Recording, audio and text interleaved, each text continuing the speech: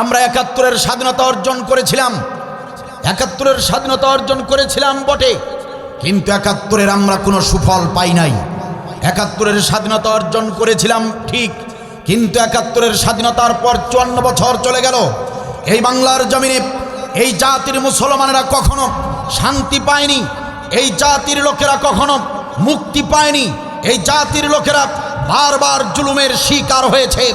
যারা এদেশে ক্ষমতায় বসেছে তারা এদেশের আপামর জনসাধারণের পিঠে চড়ে কাঁধে চড়ে ক্ষমতার মসনদে বসেছে আর জনতাকে নির্যাতন করেছে। কথা বলেন ঠিক কিনা?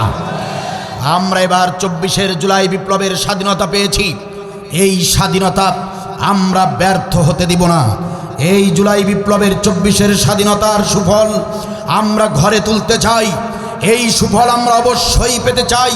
আর এই সুফল পাবার জন্য যদি আবারও রাজপথে যেতে হয়, আবারও যদি লড়াইয়ের ময়দানে দাঁড়াতে হয়, আবারও যদি আবু সাইদের মতো মুগ্ধের মতো রক্ত ঝরাতে হয়, আবারও যদি ওই ভারতীয় আধিপত্যের বিরুদ্ধে ওসমান হাদির মতো যদি গুলিবিদ্ধ হতে হয়, আবারও যদি আবরার ফাদের মতো ভারত বিদ্বেষী হওয়ার কারণে শহীদ হতে হয়, প্রয়োজনে কাফনের কাপড় মাথায় বেঁধে পরিবারের সমস্ত লোকদেরকে নিয়ে আরেকটাবার ইসলামী বিপ্লবের ডাক দিয়ে আমরা রাজপথে ছুটে যেতে চাই। কারা কারা রাজি আছো? দুহাত তুলে আল্লাহকে দেখাও।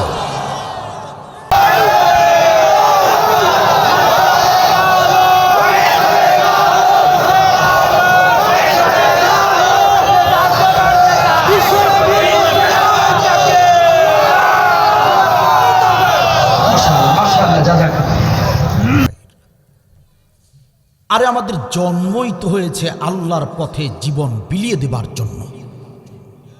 আর যতদিন এই মুসলিম জাতি জিহাদের আমল যতদিন এই মুসলিম জাতি পালন করেছে, ততদিন সারা বিশ্বের জমিন এই মুসলমানরাই নেতৃত্ব দিয়েছে। যখনই আমরা এই জিহাদের আমলকে অবহেলা করেছি, যখনই আমরা জিহাদের আমল ছেড়ে দিয়েছি, যখনই আমরা জিহাদের আমলটাকে অস্বীকার করেছি, বিরোধিতা করেছি, ঠিক তখনই আমরা সেই বীরের জাতি কাফের বেঈমানদের পায়ের নিচে পিষ্ট হয়েছি। কথা বলেন ঠিক কিনা? আর এই জন্য জীবনকে ভালোবাসা ফরজ নয়, বরং আল্লাহর পথে জীবন উৎসর্গ করা ফরজ। জীবন বাঁচানো ফরজ নয়, আল্লাহর প্রয়োজনে জীবন দেওয়া ফরজ।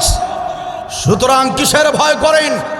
সামনের যে লড়াই আসতেছে, অল্প কয়েকটা দিন বাকি। প্রিয় ভাইরা, এই লড়াইটাকে জিহাদের ময়দান মনে করতে হবে। আল্লাহর পক্ষে, রসুলের পক্ষে, এদেশের মানুষের পক্ষে, ইনসাফের পক্ষে সবাইকে সচেতন থাকতে হবে, সোচ্চার থাকতে হবে, বীর সৈনিকের ভূমিকা রাখতে হবে। কথা বলেন ঠিক কিনা? আর কতকাল ঘুমিয়ে থাকবেন? আর কতকাল বোবা শয়তান হয়ে থাকবেন? আর কতকাল?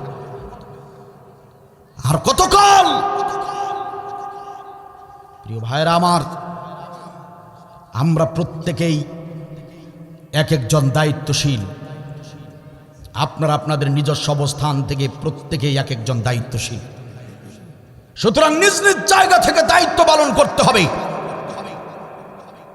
আপনার এলাকার দায়িত্ব আব্দুল সত্তার সাজু ভাই শুধু পালন করবে, এটা যদি ভেবে থাকেন তাহলে ভুল ধারণা করেছেন আপনি।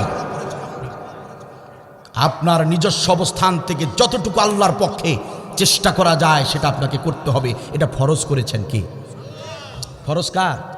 জিহাদটাকে ফরজ কে করেছেন? শুধু কি ফরজ?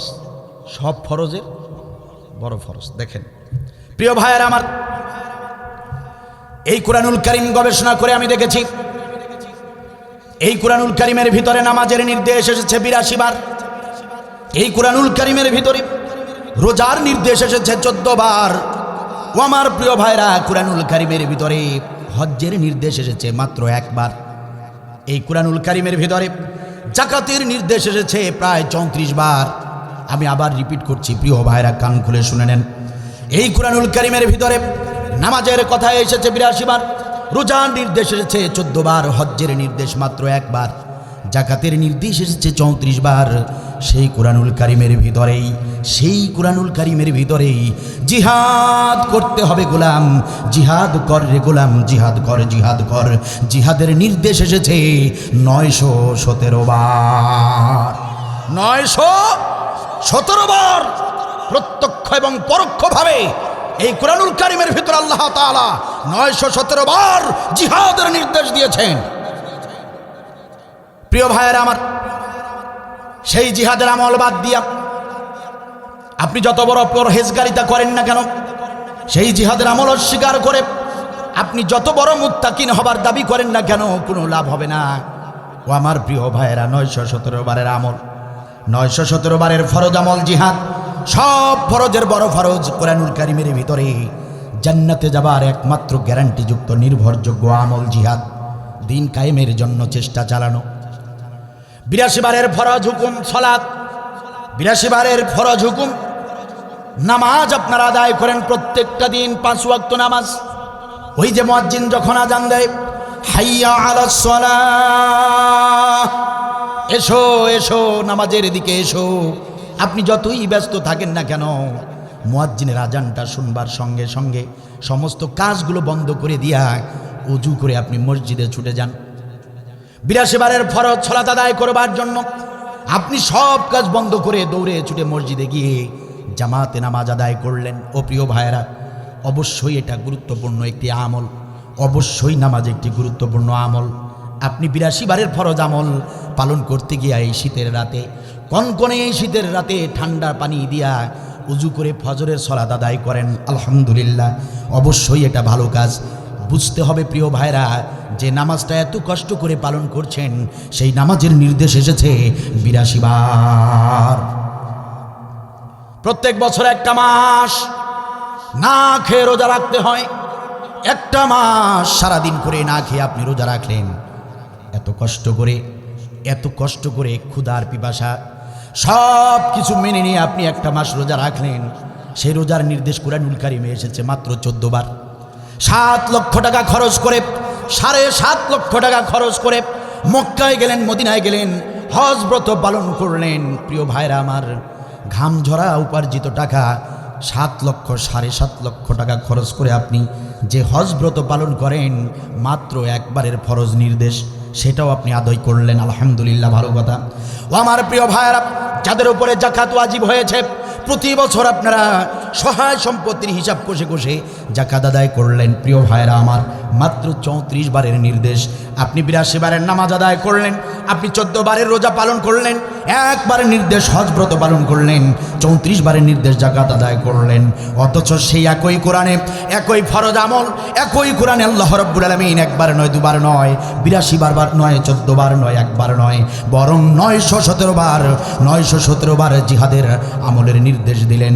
আপনি সব আমল করলেন, অথচ সবচেয়ে বেশি তাগিদ দেওয়া হলো যে আমলটাকে, সেই জিহাদের আমল আপনি নিজে করলেন না। আপনি নামাজ রোজা হজ জাকাত সবই করলেন, কিন্তু জিহাদের আমল আপনি করলেন না, নিজেও করলেন না। যারা জিহাদের আমল করল তাদেরকেও আপনার পছন্দ হলো না, তাদেরকে আপনার ভালো লাগে না, নিজেও জিহাদের আমল করলেন না, বরং আপনি জিহাদের বিরোধিতা করলেন, নিজেও জিহাদের আমল করলেন না। যারা জিহাদের আমল করলো তাদের বিরুদ্ধে মিথ্যা অপবাদ দিলেন, নিজেও জিহাদের আমল করলেন না। যারা জিহাদের আমল করছে তাদের বিরুদ্ধে ষড়যন্ত্র করলেন। আল্লাহর কসম করে বলছি, কোরআনুল কারিম হাতে নিয়ে বলছি, আল্লাহ নামের কসম করে বলছি, আপনি যত বড় নামাজি হন, 100 বারের হাজি হন না কেন, যত বড়ই পরহেজগারিতা দেখান না কেন, আল্লাহর কসম করে বলছি, নামাজ রোজা হজ জাকাত নিয়েই জাহান্নামে যেতে হবে, জাহান্নামে যেতে হবে, জাহান্নামে যেতে হবে, বাঁচার কোনো পথ খুঁজে পাবেন না।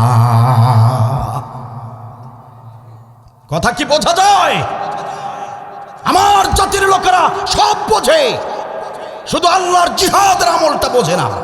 অনেকে বোঝেও না, বোঝার ভান করে। 917 বারের ফরজ আমল সব ভালো লাগে, জিহাদ ভালো লাগে না। কারণ সব আমল করা যায় খুব সহজে, কিন্তু জিহাদের আমল করতে গেলে জানবাজি রাখা লাগে, রিস্ক, মৃত্যুর আশঙ্কা থাকে। এই ভয় আমার জাতির লোকেরা জিহাদের আমল করতে চায় না।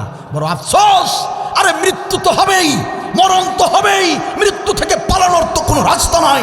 ও প্রিয় ভাইরা আমার, মৃত্যুকে কেন ভয় পান? জীবনটাকে এত কেন ভালোবাসেন? আপনার যেদিন যে সময় যেখানে মৃত্যু সেখানেই হবে অবধারিত। তাহলে সেই মৃত্যু থেকে কেন পালিয়ে বাঁচতে চান? কেন জিহাদের পথ থেকে দূরে সরে থাকেন? কারণটা কি? মরবেন না? আরে মরতে তো হবেই। আরে সেই মৃত্যুই তো মুমিন জীবনের জন্য বড় পুরস্কার। যে মৃত্যুকে আলিঙ্গন করেছে আমাদের প্রিয় ভাই ওসমান হাদি। কোন মৃত্যুকে ভয় পান? টকবগে তরতাজা যুবকরা জীবন দিতে পরোয়া করে না।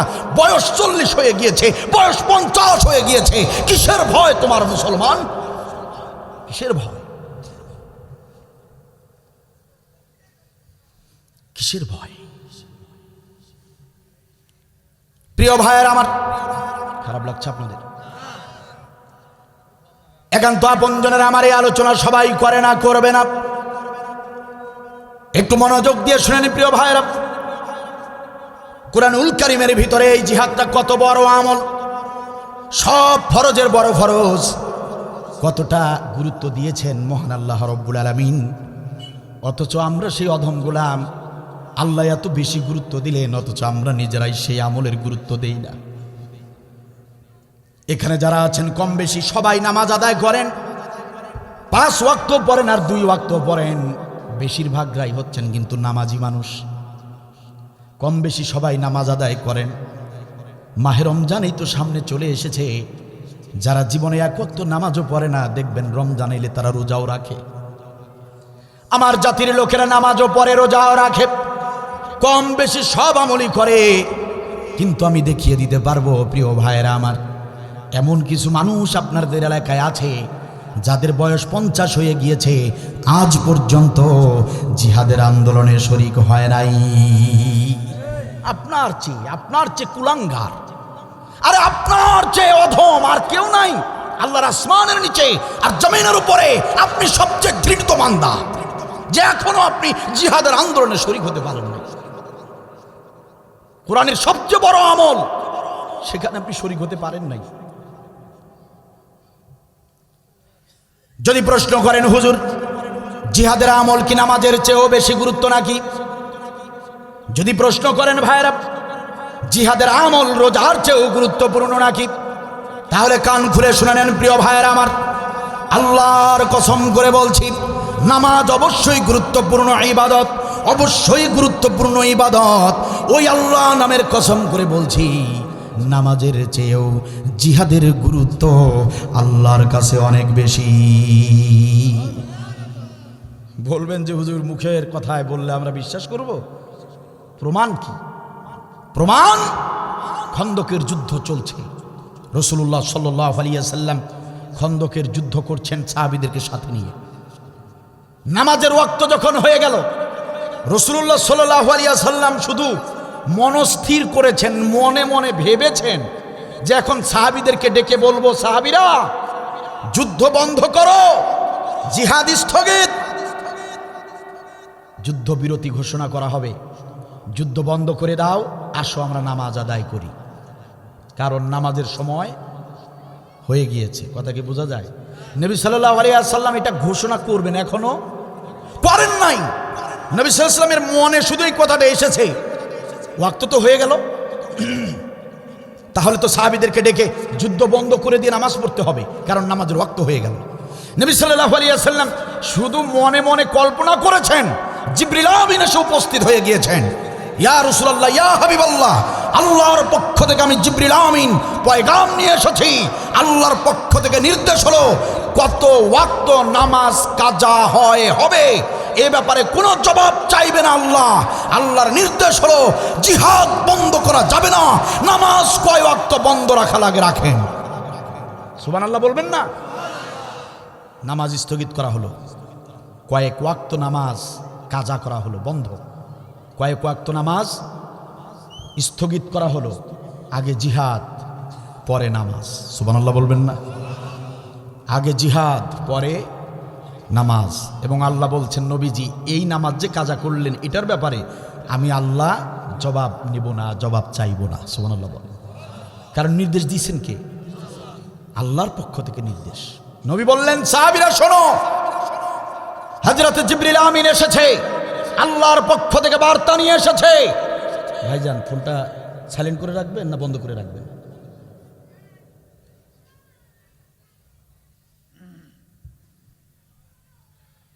সাহাবীরা শোনো, আল্লাহর পক্ষ থেকে পয়গাম এসেছে। নামাজের ওয়াক্ত হলেও চিন্তার কোনো কারণ নাই। জিহাদ যে পর্যন্ত শেষ হবে না ততক্ষণ পর্যন্ত নামাজে দাঁড়াতে হবে না। আল্লাহর পক্ষ থেকে নামাজ স্থগিত করা হয়েছে। সাহাবীরা জিহাদ চালিয়ে গেলেন, নামাজ স্থগিত। এবার আপনারাই বলেন, নামাজের গুরুত্ব অবশ্যই আছে, তবে নামাজের চেয়ে গুরুত্ব জিহাদের কম না বেশি? প্রিয় ভাইয়ের আমার, বদরের যুদ্ধ সংগঠিত হয়েছে 17ই রমজানে। মাহে রমজান 17 তারিখে, রমজানের 17 তারিখে বদরের যুদ্ধ সংগঠিত হয়েছে। প্রিয় ভাইরা আমার, নবী সাল্লাল্লাহু আলাইহি ওয়াসাল্লাম নিজেও রোজাদার, সমস্ত সাহাবীরা সবাই রোজাদার। নবী সাল্লাল্লাহু আলাইহি ওয়াসাল্লাম সাহাবীদেরকে সাথে নিয়ে বদরের প্রান্তরে কাফেরদের বিরুদ্ধে যুদ্ধ চালিয়ে যাচ্ছেন। ঠিক সূর্যটা যখন মাথার উপরে চলে এসেছে, দ্বীপ্রহরের সময় দুপুরবেলা, হযরতে জিবরিল আমিন এসে বললেন, ইয়া রাসূলুল্লাহ, ইয়া হাবিবাল্লাহ, আল্লাহর পক্ষ থেকে পয়গাম নিয়ে এসেছি। আল্লাহ রাব্বুল আলামিনের নির্দেশ হলো ইন্নাহু ইয়াউমু কিতাল ফাআফতারু। আল্লাহর পক্ষ থেকে নির্দেশ দেওয়া হয়েছে, আজকে যেহেতু লড়াইয়ের দিন, আজকে যেহেতু জিহাদের দিন, ফাআফতারু, সুতরাং আপনারা রোজা ভেঙে ফেলেন। আল্লাহর পক্ষ থেকে নির্দেশ এসেছে, যার কাছে যা কিছু আছে খেয়ে দিয়ে শক্তি সাহস নিয়ে কাফেরদের উপর ঝাঁপিয়ে পড়েন। আজকে রোজা রাখা যাবে না, আল্লাহর পক্ষ থেকে ঘোষণা এসেছে রোজা ভেঙে ফেলতে হবে। নবী সাল্লাল্লাহু আলাইহি ওয়াসাল্লাম সাহাবীদেরকে ডেকে ডেকে বললেন, সাহাবীরা রে, ও সাহাবীরা শোনো শোনো, ও আমার সাহাবীরা ঘোষণা শোনো, যার কাছে যতটুকু পানীয় আছে, যার কাছে যতটুকু খেজুর কোরমা আছে, খেয়ে নাও, খেয়ে নাও, খেয়ে দিয়ে শক্তি সাহস নিয়ে কাফেরদের বিরুদ্ধে জিহাদ চালিয়ে যাও। সাহাবীরা বললেন, ইয়া রাসূলুল্লাহ, ইয়া হাবিবাল্লাহ, কি এমন আজীব ঘোষণা দিলেন, আশ্চর্যজনক এক ঘোষণা দিলেন। ইয়া রাসূলুল্লাহ, ইয়া হাবিবাল্লাহ, এই তো কয়েকদিন আগে জুমার নামাজের খুতবায় আপনি বললেন মাহে রমজানের রোজা কাজা করা যাবে না, ভঙ্গ করা যাবে না, কারণ মাহে রমজানের রোজার ফজিলত এত বেশি, গুরুত্ব এত বেশি। মাহে রমজানে রোজার চেয়ে আর কোনো আমল আল্লাহর কাছে প্রিয় হতে পারে না। নবী আপনি তো বললেন কিছুদিন আগে যে রোজা ভঙ্গ করা যাবে না। নবী সাল্লাল্লাহু আলাইহি ওয়াসাল্লাম বললেন, সাহাবীরা শোনো, এই মাত্র জিবরিল আমিন এসে আমাকে পয়গাম দিয়ে গেলেন, ইন্নাহু ইয়াউমু কিতাল, আজ যেহেতু লড়াইয়ের দিন, যুদ্ধের দিন, ফাআফতারু, সুতরাং সবাই রোজা ভেঙে ফেলো। আল্লাহ রাব্বুল আলামিনের পক্ষ থেকে নির্দেশ এসেছে, আজকে যারাই রোজা ভাঙবে, রোজা ভেঙে যারাই শক্তি সাহস নিয়ে জিহাদ করবে, ওই রোজা ভাঙ্গা ওই বান্দারাই আল্লাহর কাছে প্রিয় হিসেবে গণ্য হবে। যারাই রোজা ভাঙবে আল্লাহর কাছে আজকে তারাই প্রিয় হবে। এই কথা শোনার সঙ্গে সঙ্গে সাহাবীরা রোজা ভঙ্গ করলেন দুপুরবেলা, নফল রোজা, ফরজ রোজা ভঙ্গ করলেন, জিহাদ চালিয়ে গেলেন। তাহলে এখন আপনারাই বলেন, রোজা তো অবশ্যই গুরুত্বপূর্ণ আমল, তবে রোজার চেয়ে জিহাদের গুরুত্ব কম না বেশি? প্রশ্ন আসতে পারে, হুজুর কারণটা কি? নামাজকে স্থগিত করে, রোজাকে স্থগিত করে জিহাদের ব্যাপারে আল্লাহ এত গুরুত্ব কেন দিলেন? প্রশ্ন আসে না নাই? উত্তরটা ভালো করে শুনে নেন। যদি জিহাদের ময়দানে আপনারা হেরে যান, কাফেররা যদি জিতে যায়, এ মুসলমান মসজিদ থাকবে কিন্তু মসজিদে গিয়ে নামাজ পড়তে পারবেন না। কাফেররা তো টুকরো টুকরো করে আপনাদের গোশতগুলো কুকুর দিয়ে খাওয়াবে, নামাজ পড়ার মতো কেউ থাকবে না। জিহাদে যদি হেরে যান, জিহাদে যদি হেরে যান, কাফের বেঈমানরা যদি জিতে যায়, ও প্রিয় মুসলমানেরা, বছরের পর বছর মাহে রমজান আসবে ঠিক, কিন্তু রোজাদারদেরকে ধরে ধরে হত্যা করা হবে। রোজা রাখার মতো মানুষ এই পৃথিবীতে থাকবে না। এই জন্য আগে জিহাদ, হে মুসলমান, আগে জিহাদ করো, আগে বিজয় অর্জন করো, তারপর স্বাধীনভাবে 1 ঘন্টার জায়গায় 5 ঘন্টা আল্লাহকে সাজদা করো। 1 মাসের জায়গায় নফল রোজা দিয়ে রোজাদার হয়ে রোজা করতে থাকো, কেউ ডিস্টার্ব করবে না। আর যদি জিহাদে হেরে যাও, কাফের বেঈমানরা তোমাদেরকে শান্তি মতে ইবাদতও করতে দিবে না। করোনার সময় হাসিনা সরকার মসজিদে ঢুকতে নিষেধ করে নাই? আরে আজ যদি ডক্টর ইউনূস ঘোষণা দিয়ে বলে কোনো মসজিদে জামাত হবে না, মসজিদে ঢুকলেই গুলি করা হবে, কারণ বাপের ক্ষমতা আছে নাকি মসজিদে গিয়ে নামাজ আদায় করে? তাহলে আগে কি দরকার? আগে বিজয় দরকার, আগে বিজয় দরকার। এরপর 5 ওয়াক্তর সঙ্গে আপনি নফল আরো 100 ওয়াক্ত পড়েন, কেউ বাধা দেবার আছে? শান্তিতে প্রশান্তিতে নামাজ আদায় করবেন, কেউ ডিস্টার্ব করবে না। নফল রোজা করবেন দিনের পর দিন, কেউ ডিস্টার্ব করবে না। মাহে রমজানে আশেপাশের হোটেলগুলো, দোকানগুলো খাদ্য সামগ্রী থাকবে, কিন্তু বিক্রি করার সাহস কারো হবে না। কথা কি বোঝা যায়?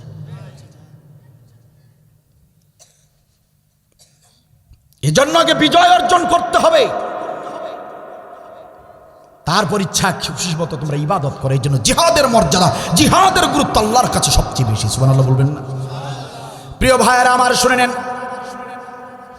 নবী সাল্লাল্লাহু আলাইহি ওয়াসাল্লাম বলেন, তিরমিজি শরীফে এসেছে, মান রাবাতা লাইলাতান ফি সাবিলিল্লাহ কানাত কা আলফি লাইলাতিন সিয়ামুহা ওয়া কিয়ামুহা।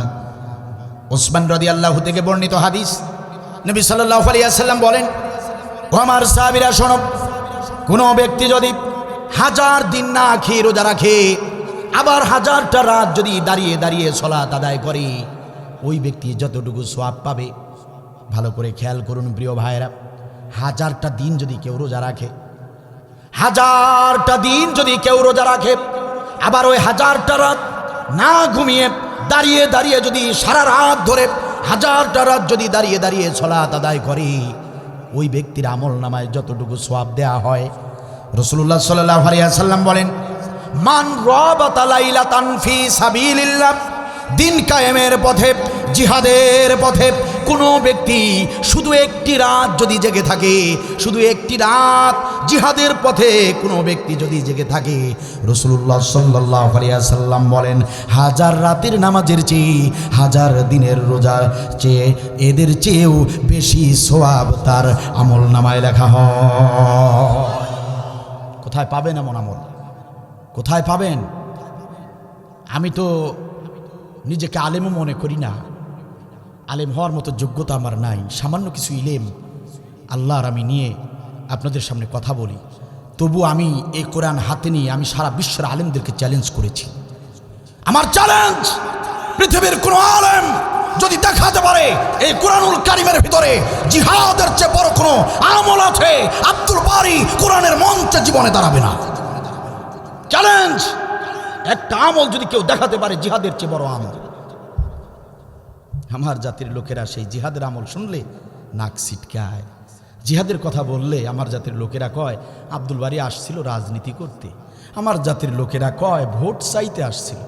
আল্লাহর কসম, আমি কোন দলের পক্ষে দালালি করতে আসি নাই, আমি জামাত ইসলামের পক্ষে ভোট চাওয়ার জন্য আসি নাই। জামাত ইসলামের জন্য যদি ভোট চাইতেই হয়, নির্বাচনী সমাবেশের অভাব নাই, মিটিং মিছিলের অভাব নাই, সেখানে দাঁড়িয়ে ভোট চাইব। কোরআনের মঞ্চে কারো পক্ষে ভোট চাওয়ার জন্য আব্দুল বারী এখানে আসে নাই। আমাদের স্পষ্ট কথা, কোরআনের পক্ষে, দিন কায়েমের পক্ষে ডাক্তার শফিকুর রহমান যদি চেষ্টা করেন, তার পক্ষে চেষ্টা করা আমাদের সকলের ঈমানি দায়িত্ব। তারেক রহমান যদি দিন কায়েমের পক্ষে চেষ্টা করেন, তার পক্ষে কাজ করা আমাদের সকলের ঈমানি দায়িত্ব। পক্ষান্তরে কোরআনের বিরুদ্ধে যদি জামাত ইসলামী চলে যায়, ওই জামাত ইসলামীর বিরুদ্ধে লড়াই করা আমাদের ঈমানি দায়িত্ব। কোরআনের বিরুদ্ধে যদি বিএনপি চলে যায়, ছোট দল নাকি বড় দল দেখার টাইম নয়, তাদের বিরুদ্ধে লড়াই করা আমাদের ঈমানি দায়িত্ব। কথা বলেন ঠিক কিনা? সুতরাং প্রিয় ভাইরা আমার, বিশ্বাস করেন কেউ আমার শত্রু নন। কারো মনে আঘাত দেবার জন্য আব্দুল বারী এখানে আসে নাই। আপনি প্রধানমন্ত্রী হন, প্রেসিডেন্ট হন, ব্যবসায়ী হন, চাকরিজীবী হন, কৃষক হন, চাষি হন, চাষা হন, যে লোকই হন না কেন, আপনি বিশ্বাস করেন যদি জান্নাত পেতে চান, জিহাদ জিহাদ জিহাদের আমল থাকতেই হবে, বাঁচার কোনো পথ থাকবে না। রাসূলুল্লাহ সাল্লাল্লাহু আলাইহি ওয়াসাল্লাম দেখেন কি চমকপ্রদ এক হাদিস বলেছেন। রাসূলুল্লাহ সাল্লাল্লাহু আলাইহি ওয়াসাল্লাম বলেন, সাহাবীরা শোনো, উটের দুধ দহন করতে যতটুকু সময় লাগে, আমাদের দেশে উট নাই, কিন্তু আমাদের ঘরে ঘরে গাভী আছে। প্রিয় মুসলমান ভাইয়েরা, বলেন তো দেখি, একটা গাভীর দুধ দহন করতে কতটুকু সময় লাগে? 10 মিনিট, 20 মিনিট, সর্বোচ্চ 30 মিনিট লাগতে পারে। রাসূলুল্লাহ সাল্লাল্লাহু আলাইহি ওয়াসাল্লাম বলেন, সাহাবীরা শোনো, উটের দুধ দহন করতে যতটুকু সময় লাগে, তার মানে গাভীর দুধ দহন করতে যতটুকু সময় লাগে, এই যে 20 মিনিট 30 মিনিটের মতো সময়, এই এতটুকু সময় যদি কোনো ব্যক্তি তার জীবনে এতটুকু সময় যদি দিন কায়েমের পথে, জিহাদের পথে যদি ব্যয় করে, আমি রাসূল ঘোষণা করলাম ওই ব্যক্তির জন্য জান্নাত ওয়াজিব হয়ে যায়। সহিহ হাদিস। সময় যদি কেউ কারো জীবনে এই 20-30 মিনিটের মতো এই সামান্য সময়ও যদি কেউ জিহাদের পথে ব্যয় করে থাকে, ওই ব্যক্তির জন্যও জান্নাত ওয়াজিব।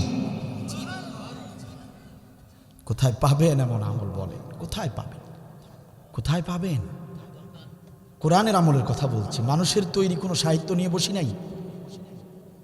আলেমদের ভিতরে ভেজাল আছে, মাস্টারের ভিতরে ভেজাল মাস্টার আছে, ইঞ্জিনিয়ারদের ভিতরে ইঞ্জিনিয়ার ভেজাল ইঞ্জিনিয়ার আছে।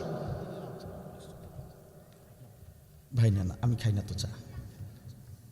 সব জায়গায় ভেজাল, এমনকি হাদিসেও ভেজাল আছে না নাই? এটার মধ্যে আছে ভেজাল। কোরআনের আমলের মধ্যে কোনো ভেজাল আছে? আমি সেই কোরআন থেকে বলছি ভাই, নির্ভেজাল কথা। জিহাদ করতেই হবে, নির্দেশ কার? তো আল্লাহর বিধান, আল্লাহর কোরআনের কথা শুনবেন, নাকি কোন পীর সাহেব কি বললো সেটা শুনবেন? কথা বলেন না কেন? আব্দুল বারীর মন গড়া কথা বললে সেটা শুনবেন? যদি কোরআন বলে সেটাই আমরা শুনবো, ঠিক কিনা বলেন? ও আমার প্রিয় ভাইয়েরা, আপনারা যদি ভুটানের জমিনে বেড়াতে যান, ভুটানের জমিনে চারপাশে শুধু পাহাড় আর পাহাড়। যদি কখনো চীন দেশে ঘুরতে যান, চীনের অলিতে গলিতে দেখতে পাবেন শুধু ইঞ্জিনিয়ার। আর যদি কখনো ব্রাজিলের জমিনে বেড়াতে যান, ব্রাজিলের অলিতে গলিতে দেখতে পারবেন শুধু ফুটবলার। দুঃখজনক হলেও সত্য, আমাদের প্রিয় মাতৃভূমি বাংলাদেশের অলিতে গলিতে যান, দেখতে পারবেন শুধু চোর আর বাটপার। এই চোর বাটপারের বাংলাদেশটাকে যদি ইনসাফ ভিত্তিক একটি আদর্শ রাষ্ট্রে পরিণত করতে চান, সুদ ঘুষ দুর্নীতির এই বাংলাদেশটাকে যদি একটি কল্যাণকর রাষ্ট্র হিসেবে পেতে চান, আল্লাহর কসম করে বলছি, জিহাদের আমল ছাড়া আর কোনো পথ খোলা নাই। চেষ্টা করতে হবে আল্লাহর পথে, চেষ্টা করতে হবে দিন কায়েমের জন্য, চেষ্টা করতে হবে ইনসাফ কায়েমের জন্য। চান আপনারা? না চান না মনে হয়। আপনারা তো রাগ করছেন মনে হয়, এত শক্ত কথা বলছি এই জন্য মন খারাপ করেছেন। বিশ্বাস করেন প্রিয় ভাইরা, আপনাদেরকে আঘাত দেবার জন্য বলছি না, এই জন্য শক্ত করে বলছি যাতে করে আপনাদের হৃদয়ে দাগ কেটে দেই, যাতে করে দাগ কেটে পড়ে, জিহাদের কথাটা গেঁথে পড়ে, এই জন্য একটু শক্ত করে কথাগুলো বলেছি প্রিয় ভাইরা আমার। সুতরাং জিহাদ ছাড়া আমাদের বাঁচার কোনো উপায় নাই, কি ইহকাল কি পরকাল। এই দেশেও যদি শান্তিতে বাঁচতে চান, তাহলে জিহাদ ছাড়া উপায় নেই, চেষ্টা চালিয়ে যেতে হবে ভারতের বিরুদ্ধে, মুনাফিকদের বিরুদ্ধে। লেবাস পরিধানকারী এরকম কিছু আলেম যারা চিহ্নিত মুনাফিক, তাদের বিরুদ্ধেও লড়তে হবে, শুধু সময়ের অপেক্ষা, ঠিক কিনা বলেন? আজকে জাতির লোকেরা কিন্তু চিনে ফেলেছে কারা মুমিন আর কারা মুনাফিক, কারা ভারতের দোসর, কারা আজাদির পক্ষে আর কারা গোলামির পক্ষে। দিনের সূর্যের মতো পরিষ্কার হয়ে গিয়েছে। এরপরেও যদি জাতির লোকেরা বলে যে না বুঝে সিদ্ধান্ত নিয়েছি, আল্লাহর কসম এই কালে পার পেলেও পরকালে পার পাবার কোনো সুযোগ নাই। কারণ দিনের আলোর মতো পরিষ্কার। আপনি জেনে বুঝে যদি আজাদির পরিবর্তে গোলামি বেছে নেন, এ মুসলমান, গোলামি হবে শুধু একমাত্র আল্লাহর। আমরা স্বাধীন, আমরা শুধু গোলাম আল্লাহর। আমরা কোনো মুশরিকদের গোলাম হতে চাই না। আমরা ভারতের গোলাম হতে চাই না, আমরা পশ্চিমাদের গোলাম হতে চাই না। আমরা আল্লাহর গোলামি করব, আল্লাহর জমিনে আল্লাহর বিধান কায়েম করব, এটাই তো আমাদের শপথ, ঠিক কিনা বলে? তাহলে জিহাদের গুরুত্ব কম না বেশি? কষ্ট হচ্ছে আপনাদের? আমার জাতির লোকেরা এই জিহাদের আমলটা, দিন কায়েমের বিধানটা, আল্লাহর বিধানটা প্রতিষ্ঠার ব্যাপারে চেষ্টা করা, এই ব্যাপারে গাফেল, সবসময় গাফেল ছিল। আমি 12 বছর ধরে কোরআনের ময়দানে কথা বলছি, আলহামদুলিল্লাহ 12 বছর। বারবার এই জাতির লোকদেরকে একটা জিনিস বোঝানোর চেষ্টা করেছি, মানুষের তৈরি করা বিধান, মানুষের তৈরি করা আইন দিয়ে কখনো মানুষের কল্যাণ হতে পারে না, কিছুতেই সম্ভব না। আপনার আমার নবী পারেন নাই। নবী মুহাম্মদ সাল্লাল্লাহু আলাইহি ওয়াসাল্লাম তিনি প্রথমে অ্যাপ্লাই করেছিলেন নিজের তৈরি বিধান, নিজের মন মস্তিষ্ক প্রসূত আইন তৈরি করে মক্কার জমিনে শান্তি প্রতিষ্ঠা করতে চেয়েছিলেন, হিলফুল ফুজুল নামের একটি সংগঠন তৈরি করে। আপনারা হয়তো অনেকে অবাক হচ্ছেন যে হুজুর আবার এটা কি বলছে, যে নবীও পারে নাই। হ্যাঁ, বাস্তব, নবীও পারেন নাই। নবীর মন মস্তিষ্ক ব্রেন দিয়ে, আইন দিয়ে, বিধান দিয়ে মক্কার জমিনে সুদ ঘুষ দুর্নীতি বন্ধ করতে পারেন নাই, শুধু চেষ্টা করেছিলেন, পারেন নাই। কেন পারেন নাই? মানবতার কল্যাণে, মানবতার শান্তির জন্য, মুক্তির জন্য শুধুমাত্র একটা বিধান কার্যকর হয়, সেটা হলো আল্লাহর বিধান। কথা কি বোঝা যায়? নবী তখন নবী হন নাই, নবী সাল্লাল্লাহু আলাইহি ওয়াসাল্লাম তখন নবী ছিলেন না, তরুণ যুবক বয়সে হিলফুল ফুজুল সংগঠন করেছিলেন, কিন্তু তিনি সফল হতে পারেন নাই। কিন্তু যখন তিনি নবুয়ত পেলেন, যখন তিনি নবী হলেন, যখন তিনি হিজরত করলেন, মদিনায় গেলেন, আল্লাহর বিধিবিধান মতো রাষ্ট্র পরিচালনা করলেন, শান্তি আর শান্তি, পুরো দেশটা হয়ে গেল একটা শান্তির উদাহরণ। ঠিক না? ঠিক না? সুতরাং যেখানে নবী নিজের আইন দিয়ে, বিধান দিয়ে, নিজের ব্রেন দিয়ে শান্তি মুক্তি জাতিকে দিতে পারে নাই, সেখানে সলিমউদ্দিন কলিমউদ্দিন আমাদের জাতির লোকেরা নেতাগিরি করে তারা যদি নিজেদের আইন দিয়ে, কার্ল মার্কসের আইন দিয়ে, লেনিনের আইন দিয়ে, ব্রিটিশের আইন দিয়ে যদি শান্তি দিতে চায়, এটা হাসি তামাশা ছাড়া আর কিছু নয়। ঠিক কিনা বলে? আপনারা নামাজ পড়েন আল্লাহর বিধান মতো, ঠিক কিনা বলে? রুকুর সময় রুকু, সাজদার সময় সাজদা, আল্লাহর বিধানের বাইরে কেউ নামাজ পড়ালে আপনারা সে নামাজ মানেন? মাহে রমজান রোজা রাখেন, সাহারির সময় সাহারি খান, ঠিক কিনা বলেন? এরপরে ইফতারের সময় যখন হয় তখন সবাই ইফতার করে। ইফতারের সময় হবার 10 মিনিট আগে, ইফতারের সময় হবার 10 মিনিট আগে কালা জাহাঙ্গীর পিচ্চি হান্নান মার্কা গুন্ডা এসে আপনার মাথায় যদি রাইফেল ধরে, পিস্তল ধরে বলে, এ সলিমউদ্দিন 10 মিনিট বাকি আছে ইফতারের, কিন্তু তোকে এখনই ইফতার করতে হবে, যদি না করিস মাথার খুলি উড়াই দিন। ইফতার করবেন না? তখন করবেন? করবেন। এটা আমি ভালো করে জানি। আমার জাতির দুর্বল ইমানদার যে লোকটা, সেও বলবে, কালা জাহাঙ্গীর আরে গুলি করে মাথার খুলি উড়ায় দেয়, মরতে রাজি আছি, সময় হবার আগে, আল্লাহর হুকুমের আগে ইফতার করতে রাজি নাই। ঠিক কিনা বলেন? তাহলে আমার জাতির লোকেরা রোজা বুঝলো, রোজা যে কার বিধান? আল্লাহর হুকুমে সাহারি, আল্লাহর হুকুমে ইফতার, এটাও তাহলে বুঝলো আমার জাতির লোকেরা। এরপরে দেখেন, হজ করতে যান আল্লাহর বিধান মতো, আল্লাহর হুকুম মতো, ইহরামের কাপড় বেঁধে রওনা করেছেন, আইয়ামে তাশরিক পড়তে পড়তে চলে গেলেন, কার বিধান? মক্কায় গেলেন, মদিনায় গেলেন, দৌড়াদৌড়ি করলেন, তাওয়াফ করলেন, কার বিধান? তো হজও করেন তো আল্লাহর বিধানে। এরপর মেয়ে বিয়ে দিবেন, ছেলে বিয়ে দিবেন, তো বিয়ের যে নিয়ম কানুনগুলো কার বিধান? নাকি ওই ভবিষ্য পুরাণ, অথর্ববেদ, ঋগ্বেদ, ওগুলো তো কার বিধান মতো? কালেমা পড়িয়ে বিয়ে পড়ান, কার বিধান? তাহলে বিয়ে শাদীও আল্লাহর বিধান। সকালবেলা মাইকিং আসে, ইন্না লিল্লাহি ওয়া ইন্না ইলাইহি রাজিউন, মাইকিং শুনেন না? কিসের মাইকিং এটা? মৃত্যুর মাইকিং শুনে জানাজা নামাজে যান না? জানাজা নামাজে গিয়ে যে দাঁড়ান, কার হুকুম মতো, কার বিধান মতো জানাজা পড়েন? নিশ্চয় আল্লাহর বিধান মতো।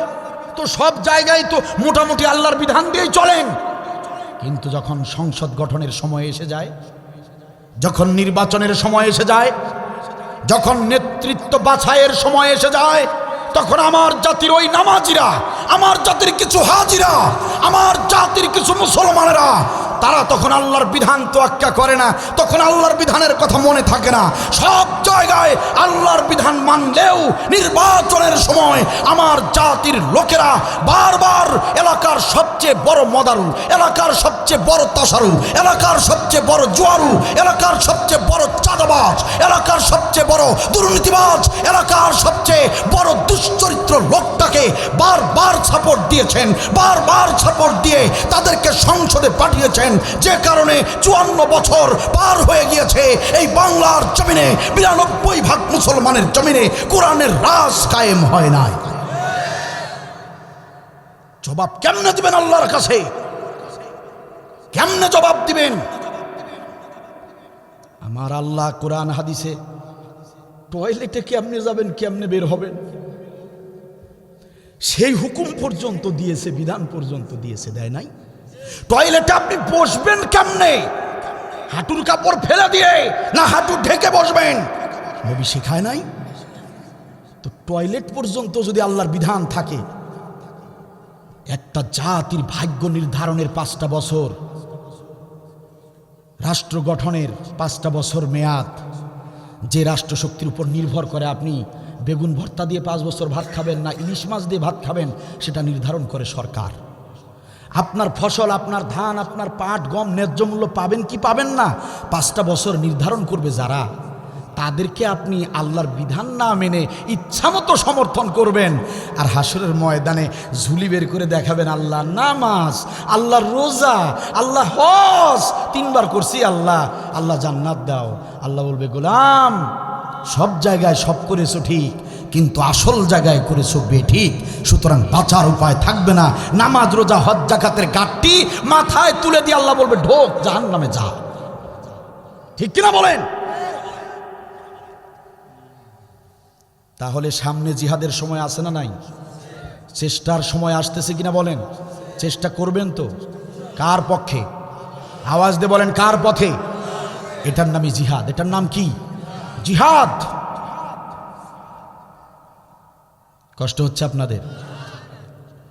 সুযোগ কিন্তু আসে না বারবার, ও মুসলমান গর্ব এবার কোরআনের সরকার।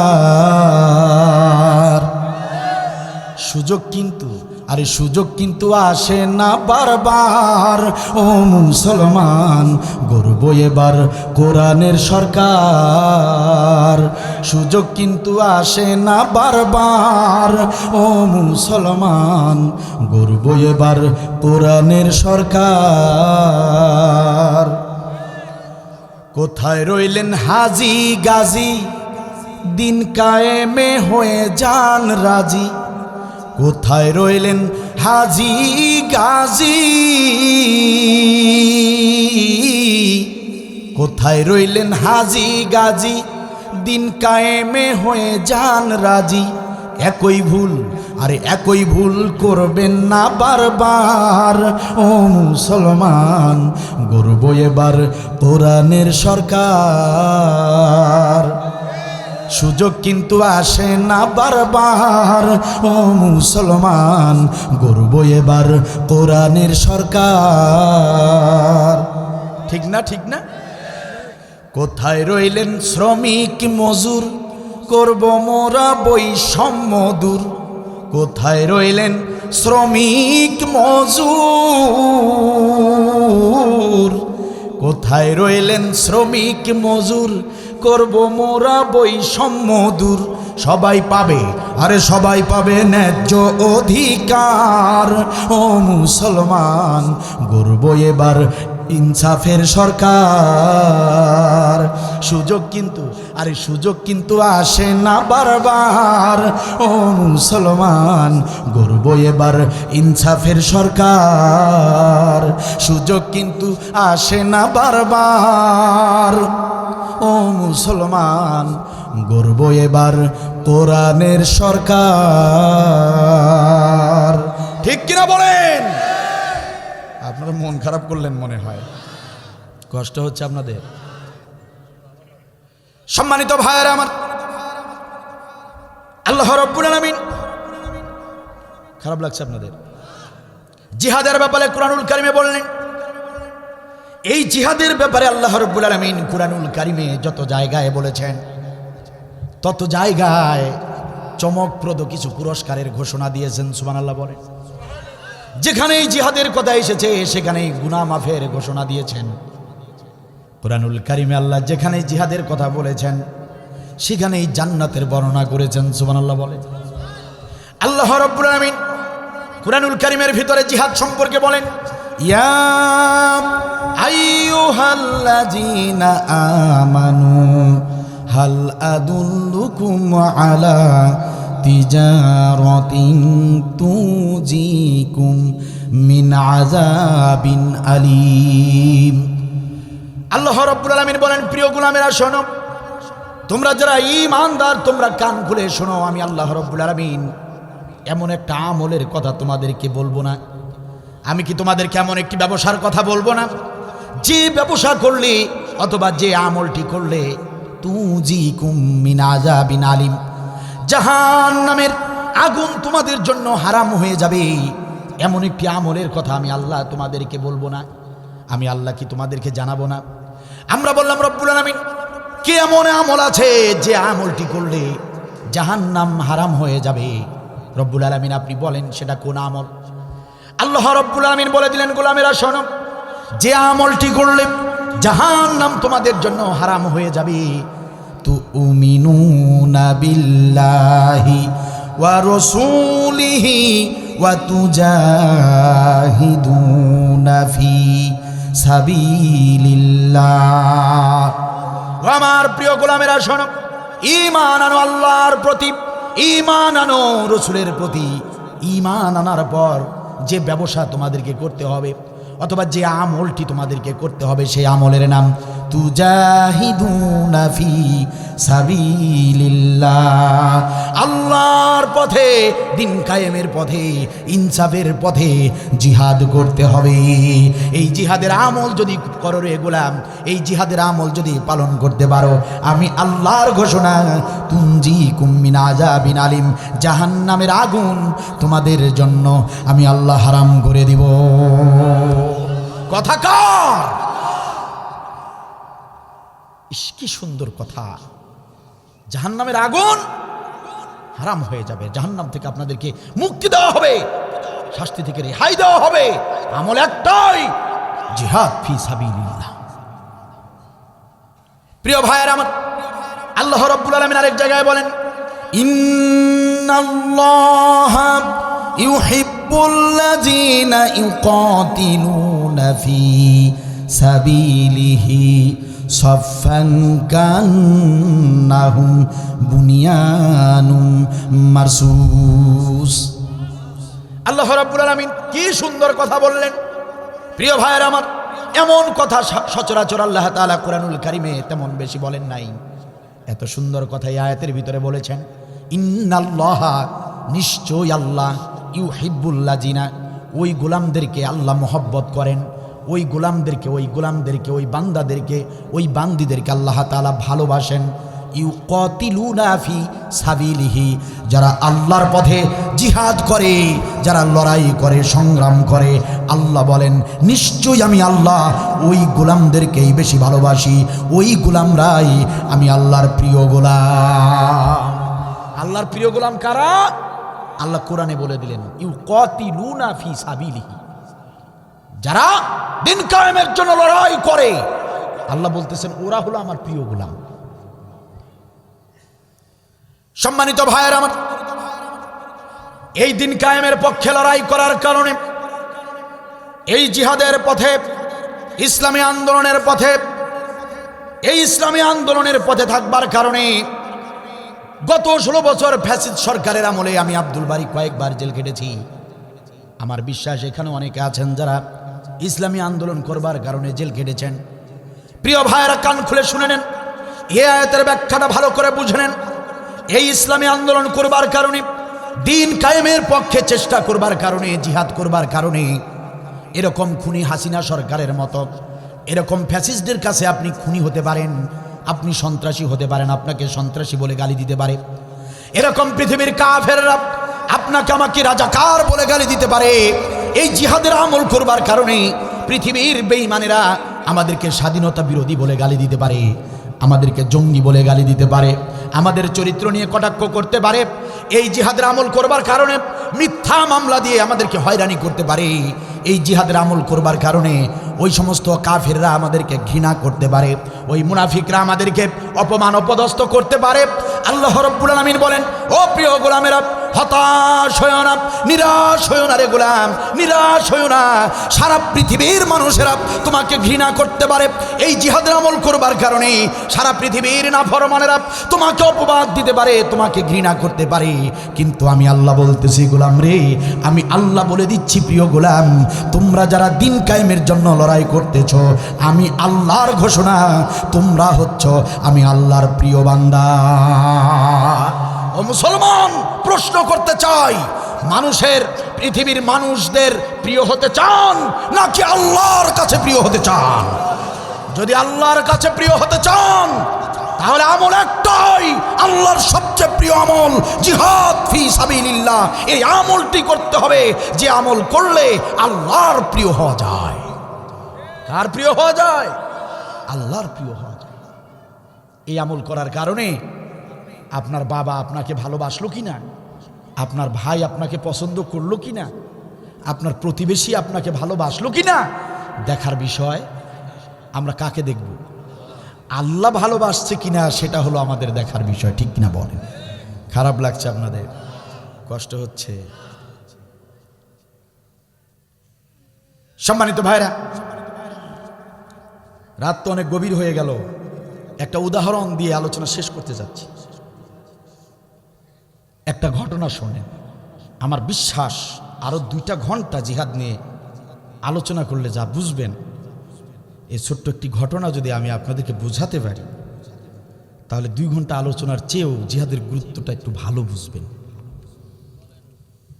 মনে করেন এক লোকের 2টা ছেলে, বড়টার নাম হচ্ছে জয়নাল, ছোট ছেলের নাম ময়নাল।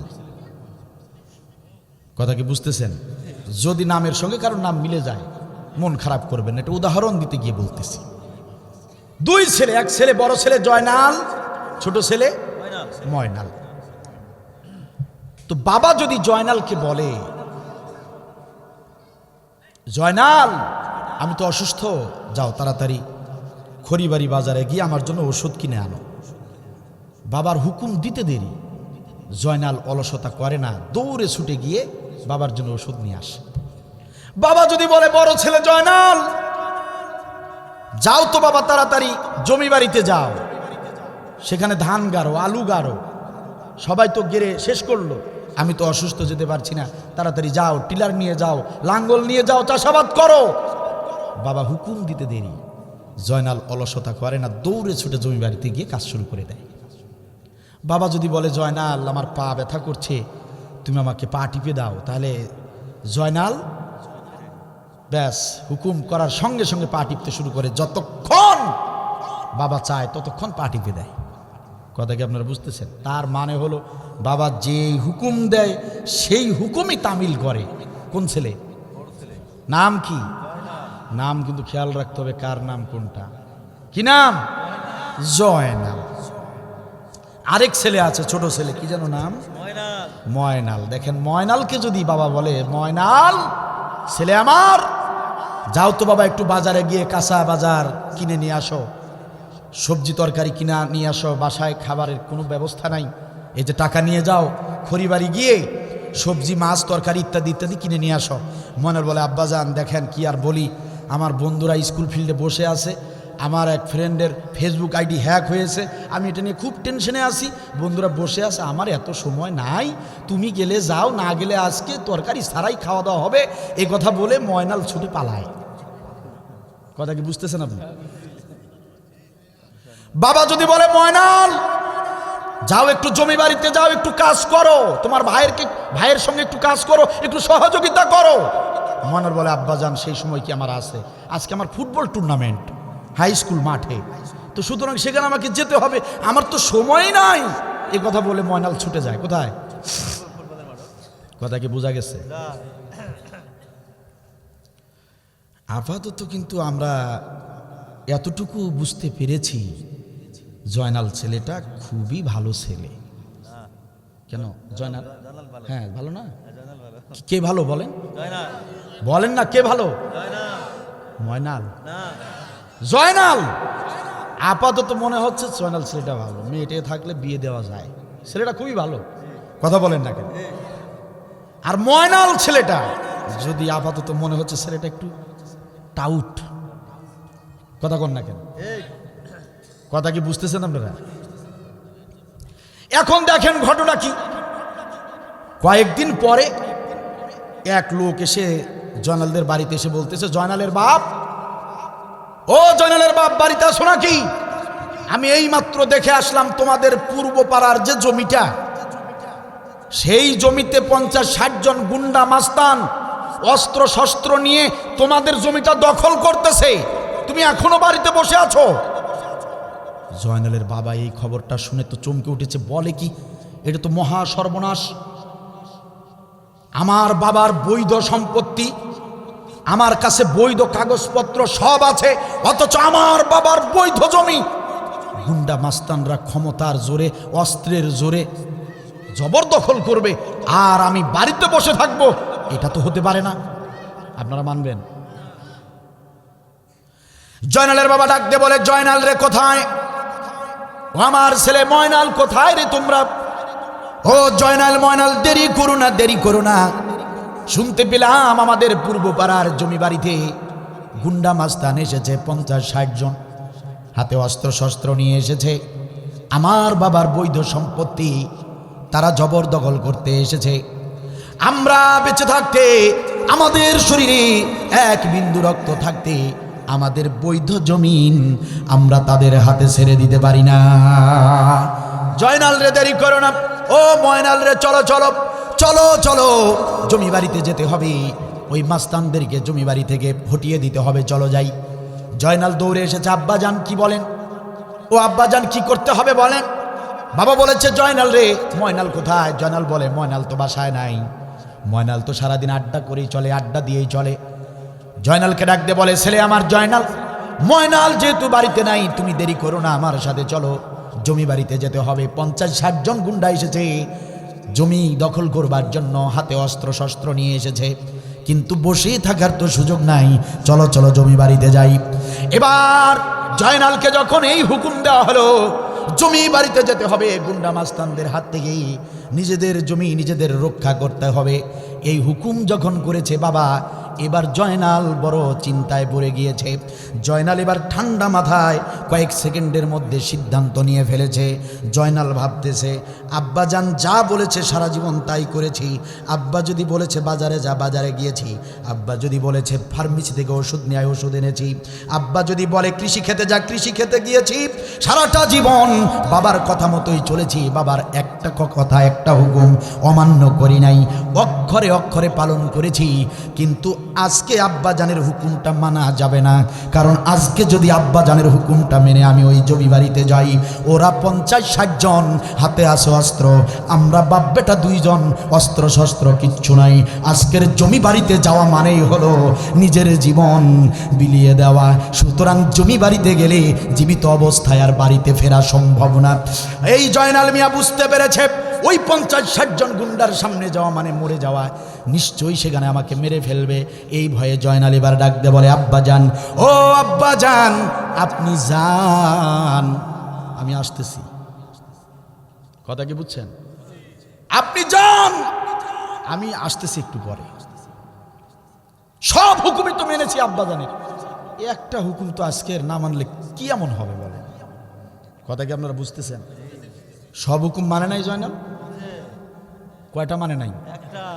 একটা হুকুম, তাও আবার কারণ আছে। কি কারণ? ওই কাজটায় গেলেই তো রক্তারক্তির সম্ভাবনা আছে, মারামারির সম্ভাবনা আছে। কি কথা বলেন না কেন?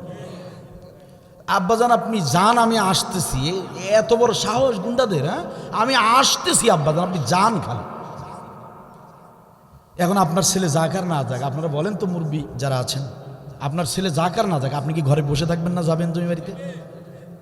হয় জীবন থাকবে না হয় যাবে, কিন্তু নিজেদের সম্পত্তি গুন্ডা মাস্তানদেরকে জবরদখল করতে। প্রিয় ভাইয়েরা আমার, বুঝে নেবেন ঘটনাটা।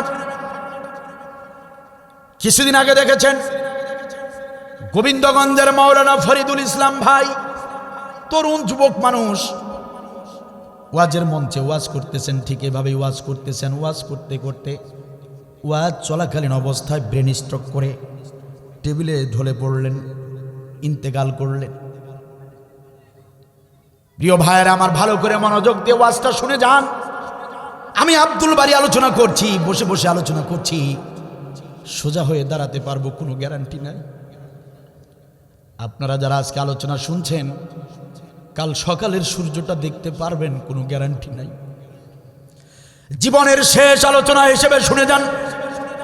এই আমল সম্পর্কে আলোচনা সবাই করে না, করবে না। আল্লাহ নামের কসম করে বলে যাচ্ছি, যদি আত্মসংশোধনের নিয়তে, তওবার নিয়তে যদি শুনতে পারেন, মানতে যদি পারেন, আল্লাহর কসম হাসরের ময়দানে নাজাতের ব্যবস্থা হয়ে যাবে। প্রিয় ভাইয়েরা আমার, জীবনের শেষ আলোচনা হিসেবে শুনে যান। জিহাদের আমলের শরীরে এক বিন্দু রক্ত থাকতেই আমাদের জমিন জবরদখল করতে দিব না। আমার বাবার গায়ে যদি আঘাত করতে চাও আর আমাদের এই জমিন যদি তোমরা দখল করতে চাও, তবে ময়নালের লাশের উপর দিয়ে তোমাদেরকে এই কাজগুলো করতে হবে।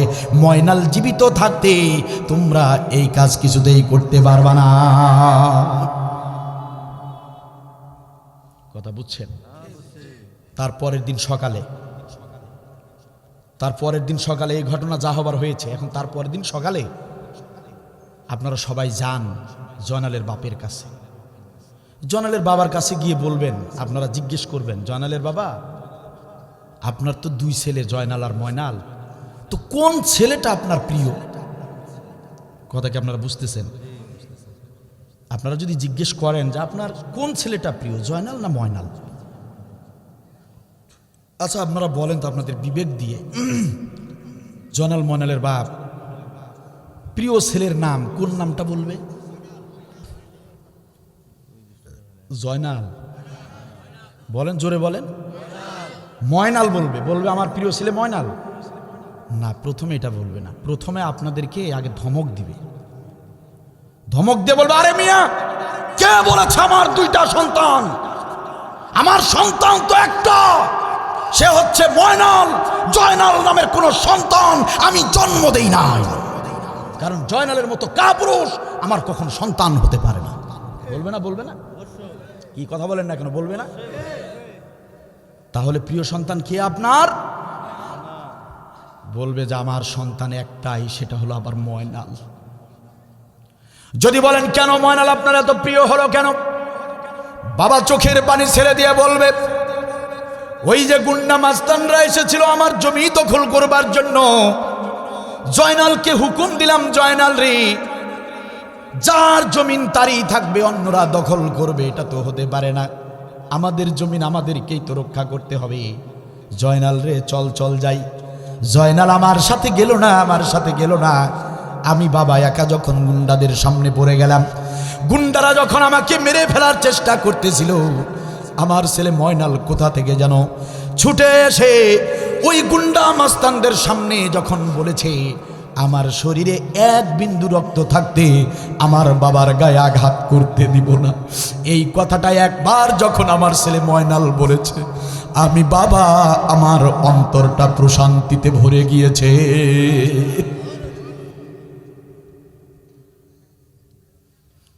আমার কুলাঙ্গার জয়নাল, ওকে আমি সন্তান হিসেবে পরিচয় দিব না, যে কিনা নিজের বাবার বিপদে গুন্ডা মাস্তানদের ভয়ে ঘরের ভিতরে লুকিয়ে থাকে, পালিয়ে থাকে।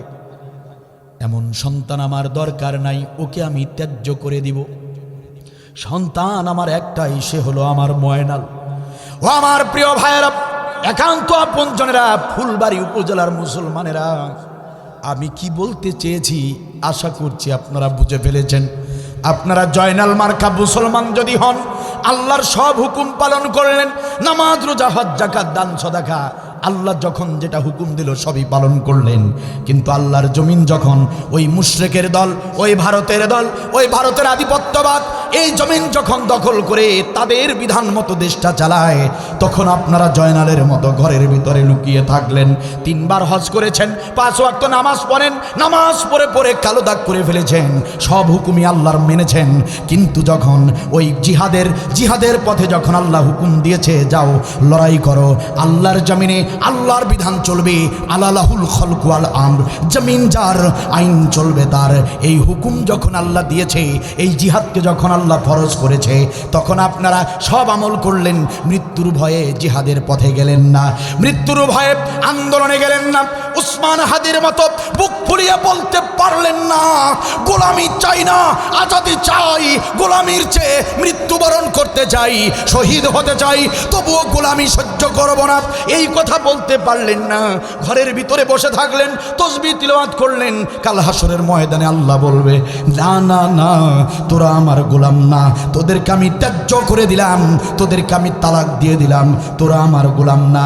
আমার গোলাম তো হলো ওসমান হাদি, আমার গোলাম হলো আবরার ফাহাদ, আমার গোলাম হলো ইসলামের সৈনিক, আমার গোলাম হলো যারা নির্দ্বিধায় ফাঁসির কাস্টে ঝুলেছে, কাফেরদের কাছে মাথা নত করে নাই, যাদের ভিতরে আমলের ত্রুটি থাকতে পারে, আমলের ঘাটতি থাকতে পারে, কিন্তু দিন কায়েমের আন্দোলনে কাফেরদের সামনে বুক ফুলিয়ে যারা বলেছে আল্লাহর জমিনে আল্লাহর বিধান কায়েম করব, তাছাড়া তোমাদের ষড়যন্ত্র সফল হতে দিব না, প্রয়োজনে জীবন দিয়ে দেব, তবু আল্লাহর জমিন তোমাদের হাতে ছেড়ে দিব না। এই কথা যারা বলেছে, এই জিহাদের আমল যারা করেছে, ওরাই হলো আমার প্রিয় গোলাম। এজন্য সব আমল কবুল হবে তখন, এই জিহাদের আমল থাকবে যখন, সব আমল ধ্বংস হবে তখন, জিহাদের আমলটা না থাকে যদি, তখন সব আমল ধ্বংস হয়ে যাবে। সদ্দু আন সাবিলিল্লাহ আদল্লা আমালাহুম, সূরা মুহাম্মদের 1 নম্বর আয়াত।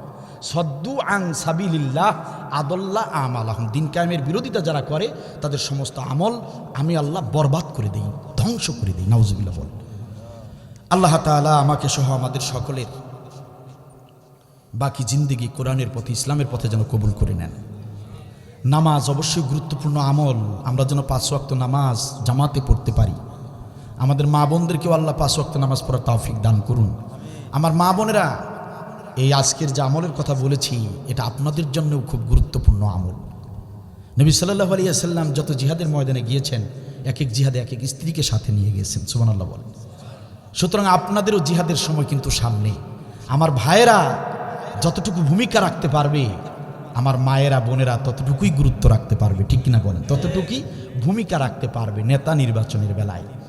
সামনে সেই সুযোগ আসতেছে, মা বোনেরা প্রত্যেকে জিহাদের পথে, ইনসাফের পথে এই দেশটাকে চাঁদাবাজি দুর্নীতি মুক্ত করতে গিয়ে মা বোনদেরকেও ভূমিকা রাখতে হবে, কথা বলেন ঠিক কিনা? আমার মা বোনদেরকে বলবো, মা বোনেরা এগুলো আপনাদেরই ওয়াজ। কে বলেছে এগুলো মা বোনদের ওয়াজ নয়? এগুলো নারী পুরুষ উভয়ের জন্যই গুরুত্বপূর্ণ আলোচনা। মা বোনদেরকেও ইসলামী আন্দোলনের কর্মী হতে হবে, জিহাদের সৈনিক হতে হবে মা বোনদেরকেও। কারণ ইসলামের প্রথম শহীদ সুমাইয়া রাদিয়াল্লাহু তাআলা আনহা, হযরত সুমাইয়া রাদিয়াল্লাহু তাআলা আনহাকে আবু জেহেল হত্যা করেছিল। কারণ কি ছিল? অপরাধ ছিল একটাই, কালেমা পড়েছে, ঈমান এনেছে আল্লাহর প্রতি, আর আলালাহুল খলকু ওয়াল আমর, জমিন যার হুকুম চলবে তার, এই আন্দোলন করবার কারণে সুমাইয়াকে হত্যা করেছিল আবু জেহেল। সুতরাং মা বোনদেরকেও দিন কায়েমের ব্যাপারে, ইনসাফ ভিত্তিক রাষ্ট্র গঠনের ব্যাপারে আপনাদেরকে ঐক্যবদ্ধ হতে হবে, আল্লাহর জন্য ভূমিকা রাখতে হবে। আল্লাহ তৌফিক দান করুন, বলেন আমিন।